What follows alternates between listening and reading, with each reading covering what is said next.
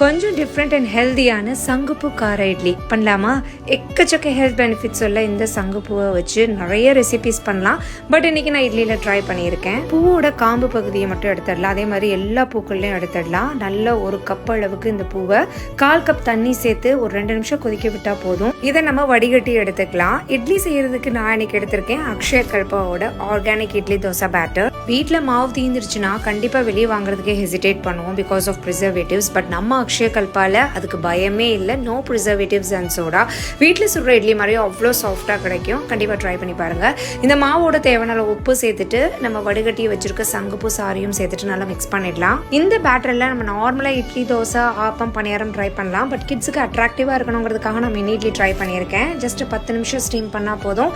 டேரெக்டாக சாம்பார் சட்னியோட சர்வ் பண்ணலாம். இல்லைன்னா இந்த மாதிரி சின்ன தாளிப்பு சேர்த்து ஃப்ரை பண்ணி எடுத்தோன்னா சூப்பராக இருக்கும். சைட் டிஷ்ஷு தேவையில்லை, அப்படியே சாப்பிட்லாம். ட்ரை பண்ணி பாருங்கள்.